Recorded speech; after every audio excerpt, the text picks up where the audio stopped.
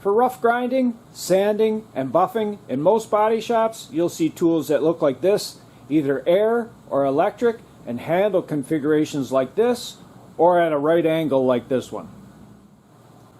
You really won't see these guys being used, as they're more for fabrication. The high RPM can quickly thin sheet metal, plus you don't want to be shooting sparks halfway across the shop. Both of these can be used for either grinding or sanding, or buffing.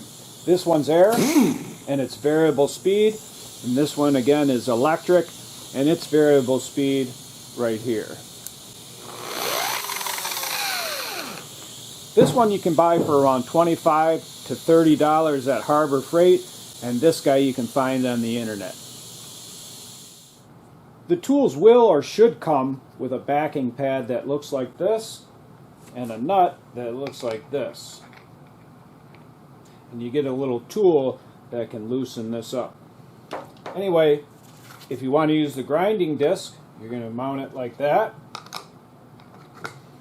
And if you want to use the buffing pad, you're going to mount it like that. Like that.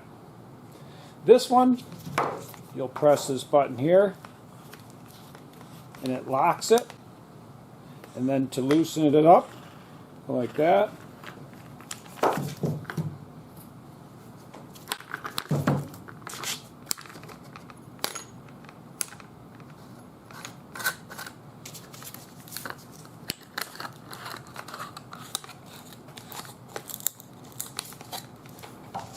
And now we're now we're set to use it as a grinder or sander. One quick tip, this pad can be used over and over again.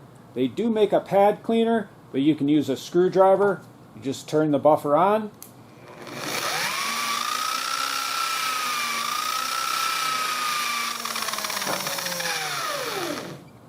And that's good. Again, the reason this is preferred over this style is the fiber resin discs are super sharp and filler sticks very well to that type of prepared surface. The sander operates at a lower RPM so that you're not generating heat, thinning metal, or throwing sparks. Last, if you already have a buffer or a grinder and you don't have a backing pad like this is a 7-inch backing pad. You can find kits like this on the internet or even Harbor Freight. I hope you enjoyed this brief video on what to use for buffing, rough grinding, and sanding. If you did, and you'd like to get my latest videos, don't forget to hit the subscribe button.